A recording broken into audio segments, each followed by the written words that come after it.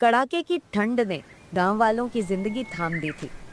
बर्फीली हवाओं ने जैसे हर किसी को घर में कैद कर दिया था। हर तरफ सन्नाटा पसरा हुआ था और ठिठुरती ठंड ने लोगों के दिलों में डर भर दिया था। खेत बंजर हो गए थे। इस सर्द मौसम ने मानो हर किसी की जिंदगी थाम दी थी। इस बार ठंड ने तो सच में हद कर दी है। सुबह से ही हाथ पैर सुन्न हो जाते हैं। घर में चूल्हा जलाना तो दूर, आग जलाने की हिम्मत भी नहीं होती। लगता है इस बार ठंड का कहर जान लेकर ही मानेगा। दूसरी तरफ रामलाल एक बूढ़ा आदमी अपनी बेटी गुड़िया के साथ रहता था। ठंड में उसके लिए घर चलाना मुश्किल हो रहा था, लेकिन जब तक वो ठंड बर्दाश्त कर पा रहा था तब तक वो मेहनत कर रहा था। पिताजी, इतनी ठंड में आप जंगल क्यों जाते हैं? देखिए, आपका चेहरा लाल हो गया है और हाथ पैर भी ठिठुर गए हैं। अगर आप बीमार पड़ गए तो हमारा क्या होगा? आपको खुद का ख्याल रखना चाहिए। ये ठंड बहुत खतरनाक है पिताजी। बेटी, मैं भी जानता हूँ कि ये ठंड कितनी मुश्किलें खड़ी कर रही है, लेकिन अगर मैं लकड़ियाँ काटने नहीं जाऊंगा तो हम खाएंगे क्या?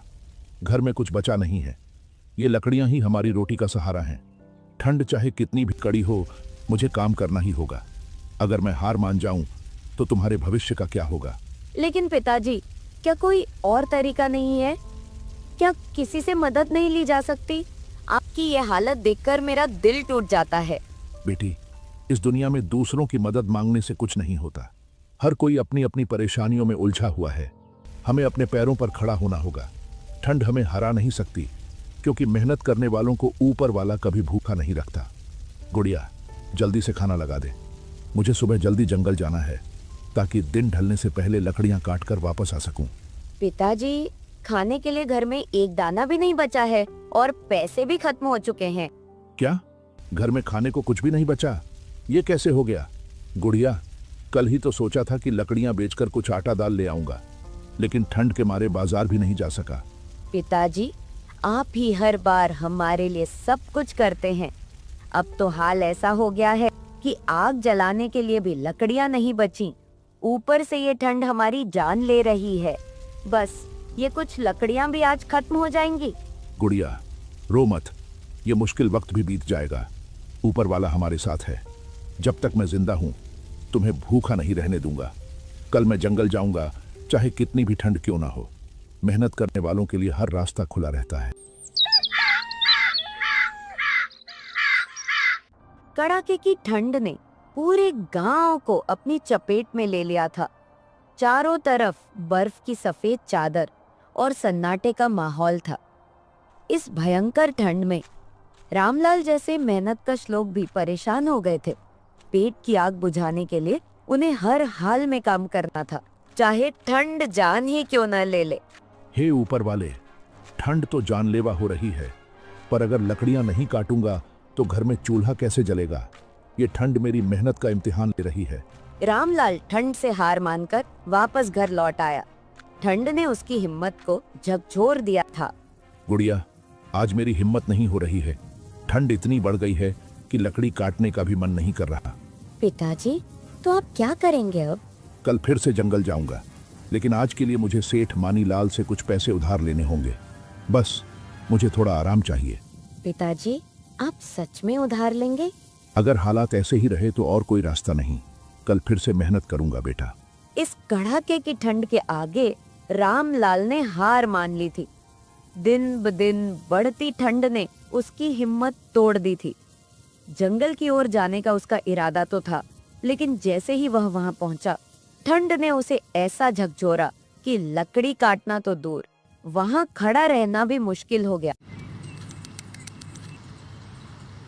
अपनी बेटी का पेट भरने के लिए रामलाल सेठ मणिलाल के पास जाता है। सेठ जी, मुझे कुछ पैसे उधार चाहिए। घर में खाने पीने का इंतजाम नहीं हो रहा है और लकड़ी काटने का काम भी ठंड के कारण नहीं हो पा रहा। तुम सोच भी कैसे सकते हो कि मैं तुम्हें पैसे उधार दूंगा? लेकिन अगर तुम पैसे नहीं चुका पाए तो मेरी एक शर्त है। तुम्हें अपनी बेटी का विवाह मुझे करना होगा। क्या कह रहे हो सेठ मानीलाल? यह क्या बेहुदी बात की है तुमने? मेरी बेटी के भविष्य से खेलना आसान समझते हो? यह तुम्हारे सामने मेरी शर्त है। तुम मुझे पैसे लौटा नहीं सकोगे तो मेरी शर्त पूरी करनी होगी।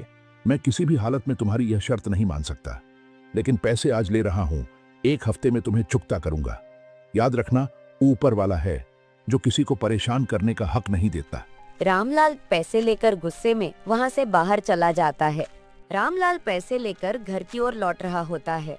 तभी रास्ते में उसका दोस्त गंगू उसे मिलता है। रामलाल भाई, क्या हाल है? बड़ी देर से देखा तुम्हें, कहीं जा रहे हो क्या? गंगू, बहुत परेशानी में हूँ। सेठ मानीलाल से पैसे उधार लिए हैं, लेकिन वो मुझसे कहता है कि अगर वक्त पर पैसे नहीं लौटा सका तो मेरी बेटी का विवाह उसे ही करना होगा। क्या करूं, समझ नहीं आ रहा। ये तो बहुत बुरी बात है रामलाल भाई। तुम तो मेहनत करने वाले आदमी हो और अब ऐसा लग रहा है कि सब कुछ उल्टा हो गया है। पर तुम चिंता मत करो, मैं तुम्हारे साथ हूँ। हम मिलकर कुछ तो रास्ता निकाल ही लेंगे। तुमसे बात करके थोड़ा दिल को सुकून मिला है गंगू, लेकिन सच में अब क्या करूं, कुछ समझ नहीं आता। घर में खाने को कुछ नहीं है और ठंड ने काम करने की भी हिम्मत छीन ली है। तुम जैसे अच्छे इंसान के साथ ऐसा नहीं होना चाहिए था। तुम्हारी तकलीफें मुझे बहुत गहरी लग रही हैं रामलाल। तुम चिंता मत करो, कुछ न कुछ हल निकलेगा। और तुम बताओ, तुम्हारा हाल कैसा है? बहुत बुरा हाल है भाई। घर में खाने के लिए राशन नहीं है, खेत खराब हो गए हैं, बीवी की भी तबीयत खराब है, मैं भी बहुत परेशान हूँ। चलो ठीक है, मैं चलता हूँ। ऊपर वाला तुम्हारी भी परेशानी दूर करे। रामलाल वहाँ से चला जाता है और गंगू भी अपने घर चला जाता है। गंगू के पास खाने के लिए राशन भी था, उसके पास आग जलाने के लिए लकड़ियाँ भी थीं और उसकी पत्नी बिल्कुल सेहतमंद थी। आज तो मजा आ गया। रामलाल ने अपनी सारी कहानी सुनाई। बेचारा सोच रहा था कि अपनी बेटी का विवाह सेठ मानीलाल से करा दे, अगर वह उधारी चुका नहीं पाया तो। क्या सच में? रामलाल का तो बिल्कुल ही दिमाग खराब हो गया है। वही, और तू जानती है, उसकी परेशानी सुनकर मुझे तो मजा आ गया। वह कह रहा था कि घर में कुछ नहीं है, लकड़ी भी नहीं काट सकता, अब कहाँ से लाएगा वह पैसे। बेचारा तो अब पूरी तरह फंसा हुआ ऐसा है। सच में वो रामलाल तो बुरा ही फंस गया है। उसकी हालत देखकर हमें तो हंसी आती है। और उसकी बेटी का क्या होगा? अब सेठ मानीलाल के साथ उसकी शादी करवाकर उसकी पूरी बर्बादी कर देंगे।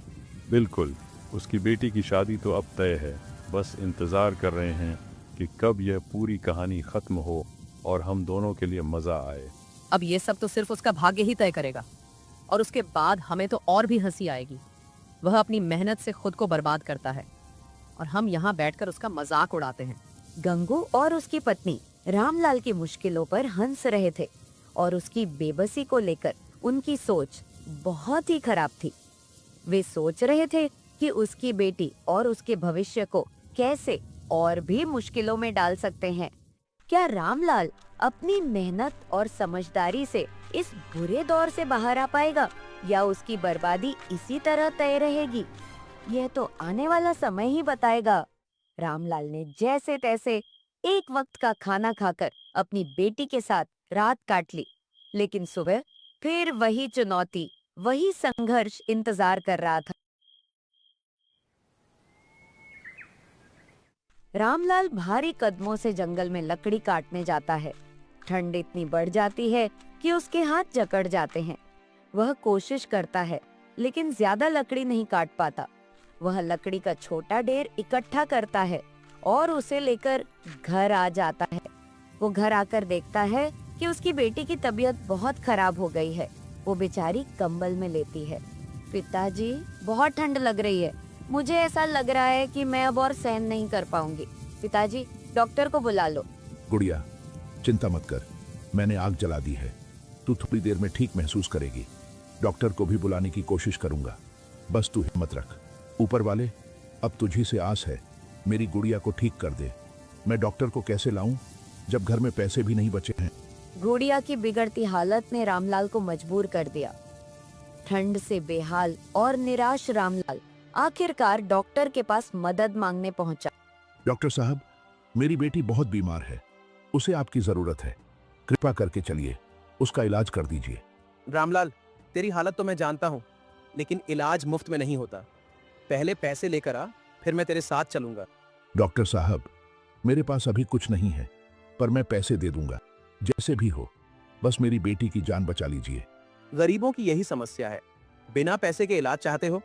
सुन, जब पैसे हो तब आना। अभी मुझे अपना समय खराब मत कर। रामलाल निराश होकर वह से आ जाता है। तभी उसे उसका दोस्त गंगू दिखाई देता है। अरे रामलाल, तू इतना परेशान क्यों लग रहा है? सब खैरियत तो है? गंगू भाई, मेरी गुड़िया बहुत बीमार है। हालत दिन ब दिन खराब हो रही है।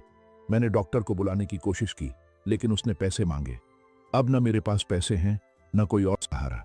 भाई, तेरी हालत सुनकर मुझे सच में बहुत दुख हो रहा है, लेकिन क्या करूं, मैं खुद भी इस ठंड से बेहाल हूं। मेरे घर में भी खाने के लिए मुश्किल से कुछ बचा है। गंगू, मैं तुझसे बड़ी उम्मीद लेकर आया हूं। तूने हमेशा मुझे अपना भाई कहा है। एक बार मेरी मदद कर दे, बस थोड़ा सा सहारा दे दे। मेरी बेटी की जान बच सकती है। रामलाल, मेरी बात समझ। मैं तेरी मदद करना चाहता हूं, लेकिन मैं खुद अपने घर का खर्चा नहीं उठा पा रहा। अगर कुछ होता तो सबसे पहले तुझे ही देता। गंगू, क्या अब इंसानियत भी ठंड में जम गई है? मेरी बेटी की जान पर बनी है। अगर तू भी मना करेगा तो मैं किससे उम्मीद करूं? रामलाल, मेरी बात समझ। मैं मजबूर हूं। ऊपर वाले से प्रार्थना कर कि वो तुझे इस मुसीबत से निकाल दे। बस मेरे लिए भी दुआ करना। गंगू रामलाल को पीछे छोड़कर चला जाता है। रामलाल वहीं खड़ा रहता है, अपनी बेबसी को महसूस करता हुआ। रामलाल जंगल की ओर निकल पड़ता है। वह सोचता है कि कोई मदद नहीं करेगा, मुझे खुद ही सब करना होगा। रामलाल को जंगल में एक बाबा मिलते हैं। उनके ऊपर पत्थर गिरा हुआ होता है। रामलाल जल्दी से उसे पत्थर को हटाता है।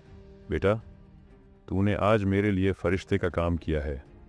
अगर तू यहाँ ना होता तो मैं शायद इसी जगह पर दम तोड़ देता। भगवान तुझे हमेशा खुश रखे। बाबा, ये मेरा फर्ज था। इंसान को मुश्किल में देखकर कोई भी मदद करेगा, लेकिन आप यहाँ इस हाल में कैसे फंसे? क्या आपको किसी ने साथ नहीं भेजा? बेटा, मैं जंगल से कुछ ज़रूरी जड़ी बूटियां लेने आया था। ठंड का मौसम है, लोग बीमार हो रहे हैं, मगर यहाँ यह भारी पत्थर अचानक गिर गया और मैं इसके नीचे दब गया। मुझे लगा अब मेरी जिंदगी यहीं खत्म हो जाएगी, पर तूने आकर मेरी जान बचा ली। बाबा अपनी झोली में हाथ डालते हैं और एक कांच की बोतल निकालते हैं। वे इसे रामलाल को सौंपते हैं। बेटा, तूने मेरी जान बचाई है। इसके बदले में मैं तुझे यह चीज़ देना चाहता हूँ। इसे मामूली मत समझना। यह बोतल तेरे बहुत काम आएगी, लेकिन इसे बिना वजह कभी मत खोलना। जब तेरे पास कोई रास्ता ना हो और तुझे लगे कि हर उम्मीद खत्म हो चुकी है, तभी इसे खोलना। रामलाल बाबा का धन्यवाद करता है। वह बाबा की ओर देखता है, लेकिन जब वह पलटकर दोबारा देखता है तो बाबा वहाँ से गायब हो चुके होते हैं। रामलाल थका हारा घर लौटता है। उसकी बेटी गुड़िया बिस्तर पर पड़ी हुई है, बहुत कमजोर लग रही है। रामलाल उसकी ओर देखता है। उसकी आंखों में निराशा और थकान साफ नजर आती है। बेटी, मैंने बहुत कोशिश की, पर कुछ भी बंदोबस्त नहीं हो पाया। जंगल में लकड़ी काटने गया था, पर ठंड ने मुझे और भी कमजोर कर दिया। पिताजी, मुझे कुछ नहीं होगा, आप परेशान मत होइए। मैं अपनी पूरी ताकत लगा रहा हूँ बेटा, बस अब कुछ और रास्ता सोचना होगा। इतने में ही वहाँ पर सेठ मानीलाल आ जाता है। रामलाल, तुम मेरे पास आए थे, अब मुझसे ही मदद क्यों नहीं ले रहे हो? अब भी वक्त है। अपनी बेटी की शादी मुझसे कर दे तो तेरा सारा कर्ज माफ कर दूंगा। तुम्हारी बातें सुनकर मुझे और तकलीफ होती है सेठ मानीलाल। क्या तुम नहीं समझते, मेरी बेटी किसी के हाथों का खिलौना नहीं बनेगी। तुम्हारी बेटी के लिए इस कर्ज को चुका पाना अब तुमसे नहीं होगा।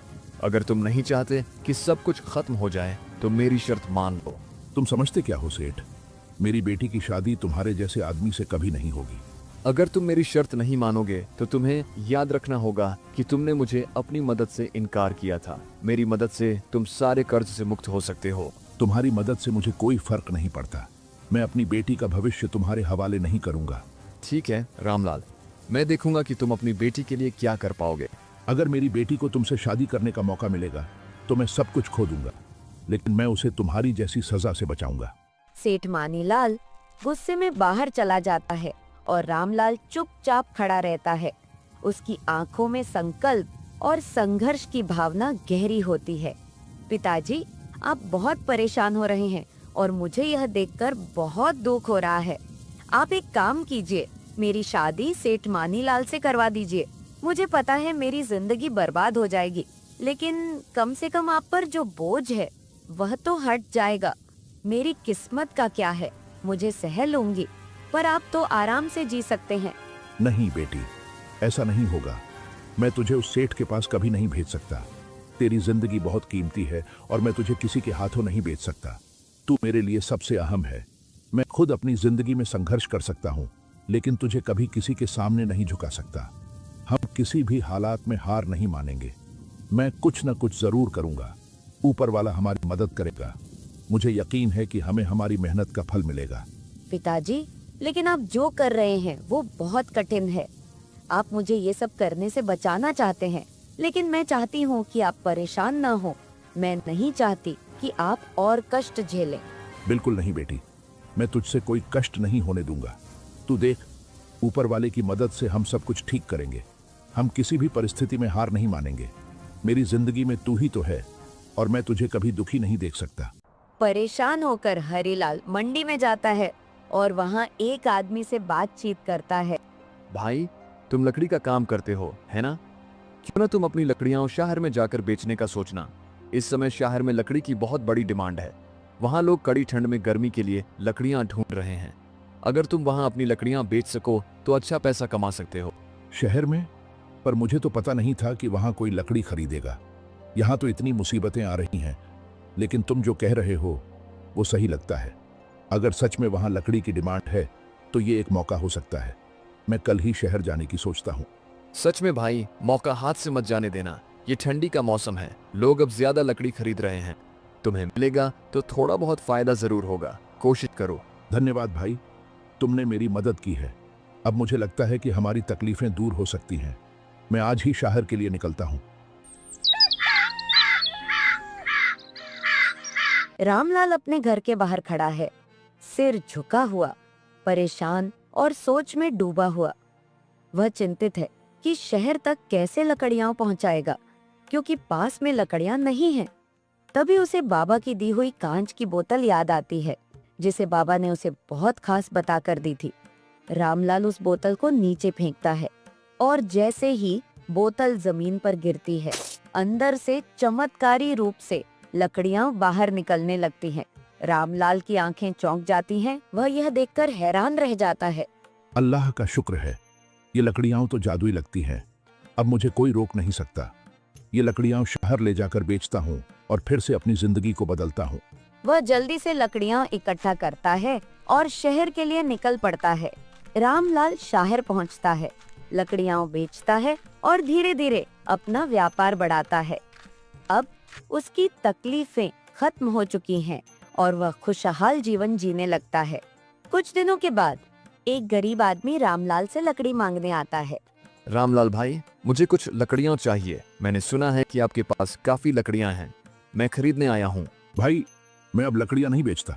नहीं बेचते? लेकिन क्यों? क्या आप इन लकड़ियों का व्यापार बंद कर रहे हैं? मैंने सोचा है कि इन लकड़ियों को बेचने से अच्छा मैं अपने गांव के उन गरीब लोगों की मदद करूं जो इस ठंड में लकड़ी खरीदने की हालत में नहीं है। ये तो बहुत बड़ी बात है रामलाल भाई, लेकिन आपका क्या? आपकी अपनी जरूरतें। ऊपर वाले ने मुझे इतना दिया है कि मेरी जरूरतें पूरी हो जाएंगी। अब मेरी जिम्मेदारी है कि मैं दूसरों की मदद करूं। आज से मेरे घर से कोई भी गरीब खाली हाथ नहीं जाएगा। उसने न सिर्फ अपने और अपनी बेटी के लिए एक बेहतर जिंदगी बनाई, बल्कि सेठ मानीलाल का कर्ज भी चुका दिया। अब रामलाल के ऊपर कोई बोझ नहीं था और उसकी ईमानदारी और उदारता की चर्चा पूरे गांव में हो रही थी।